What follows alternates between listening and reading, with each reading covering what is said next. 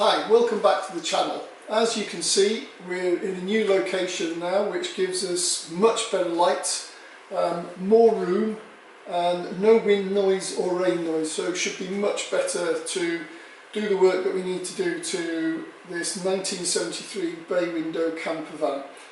In the last episode you might remember that I finished cutting out all the front floors ready to weld in the new panels.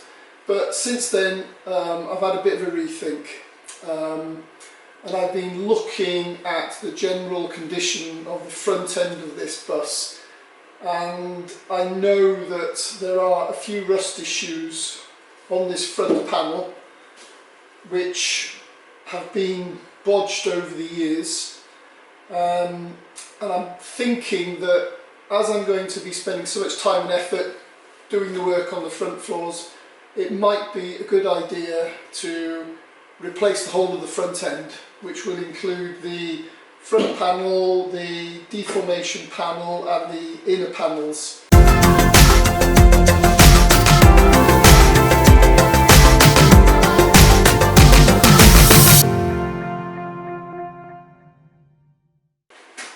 Now I suspect that this front panel isn't the original front panel. I'm pretty sure it's been replaced probably 15, maybe 20 years ago, and I can only assume that when they did it, this edge on the side here, both sides, the inner surfaces weren't cleaned up properly because I've got rust coming through, bubbles, small bubbles coming through on both sides.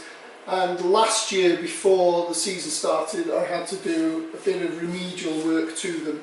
But I know that any rust bubbles showing on the front of these panels in these areas, the rust is coming through from the inside.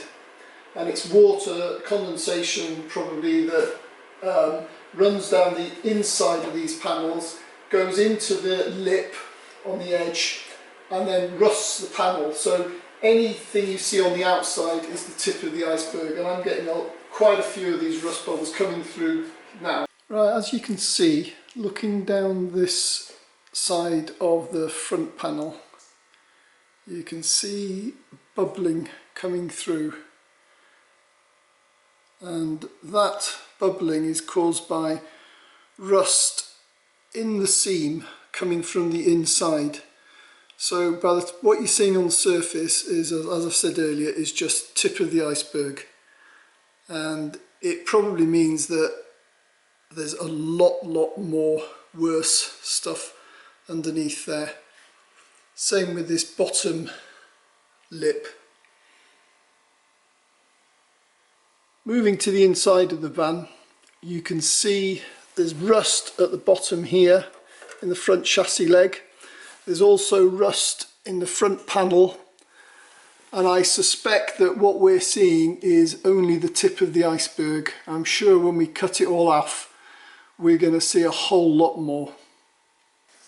Also, whilst I'm at it, I'm going to replace the two front wheel arches, or dog legs as some people call them, because they're just starting to bubble, and like with the front panel, what you're seeing on the outside is just, you know, a tip of the iceberg, and I know there's going to be a lot more rust inside.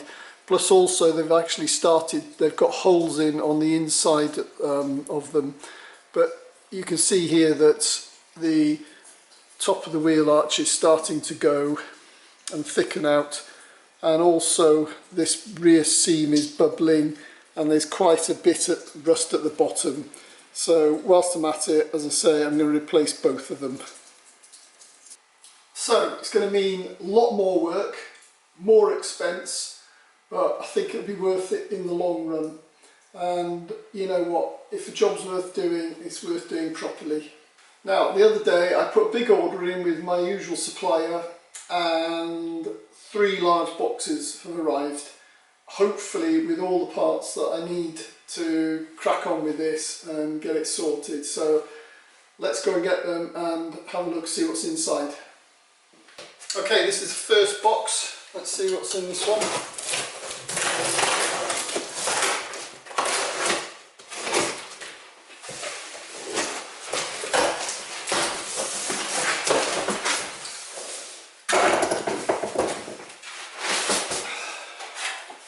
we've got the offside front wheel arch.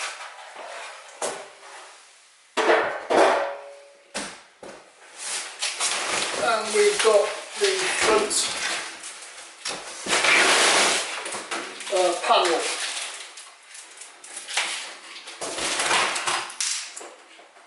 Right, box number 2.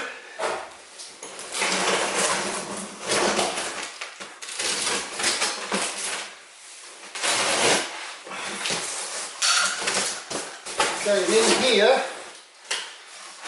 you've got the inner front panel.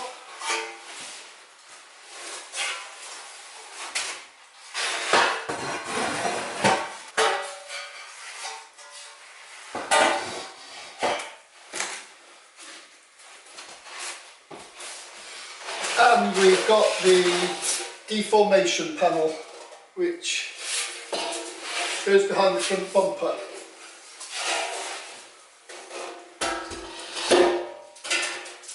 And in the last box we've got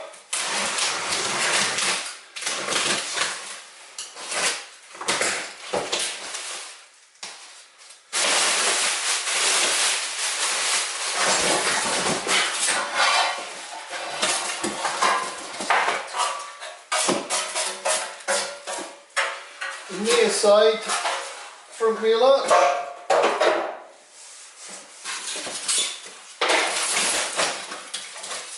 And both front chassis leg, outer chassis leg repair sections. So here we have all the front panels that I'm going to be replacing, which includes the 2 front chassis leg repair sections, the deformation panel, the inner panel, 2 front wheel arches and the front panel. Now all of these panels are good quality ones. They're not the cheap ones, they're quite expensive, apart from the front panel, which is Brazilian, and the difference in price between that and a really good quality one was quite a few hundreds of pounds, and I just didn't think it was going to be worth it. So I'm going to try and do my best to get this one to fit. Now that we've got our panels sorted, I'm going to crack on and start stripping the front of the bus by taking windscreen out, windscreen wipers, front wheel, the headlights, side lights, grille, bumper, etc, etc. I'm also going to strip all of the dash and the wiring to make life easier, because one of the jobs I want to do as well while I'm at it is I want to shot blast all the dash because it's looking a bit tatty. And it's the front of the dash at the moment is painted white, which is a real pain when you've got a lot of sun in your eyes. It reflects off it, so I want to paint that satin black and repaint the front of the actual dash as well. So let's crack on.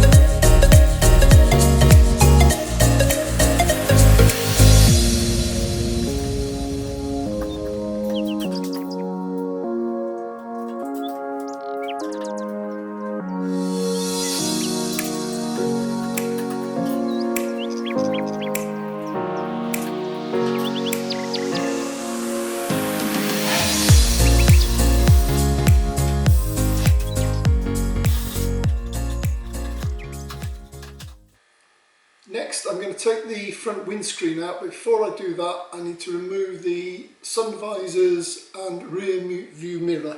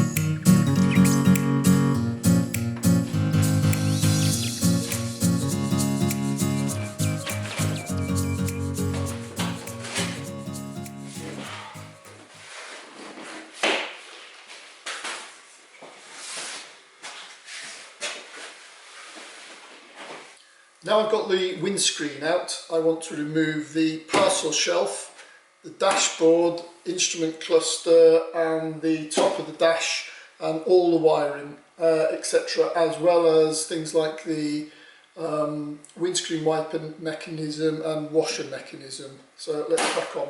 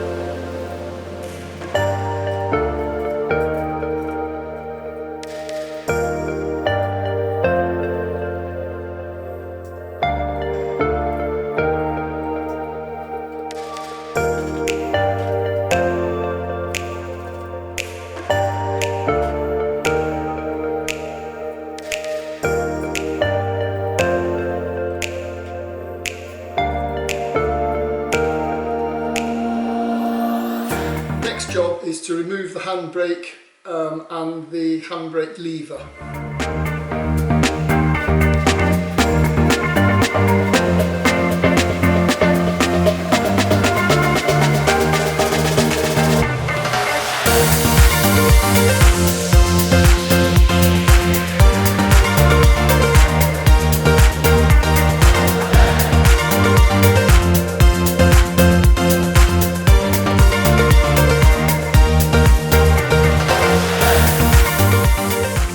Job to do before the dash can actually come out is to disconnect the heater control cables and the heater air vents.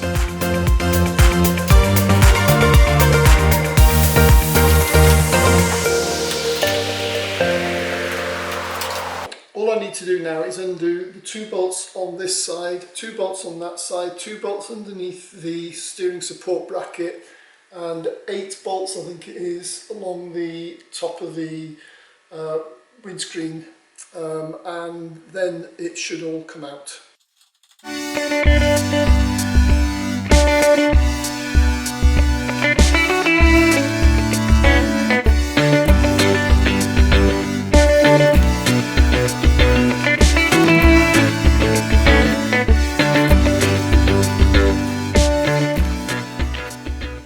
All I need to do now is finish removing the heater vents, remove the windscreen wiper mechanism and the wiper washers, a couple of other things to tidy up, and then I should be about ready to start cutting off the front panel.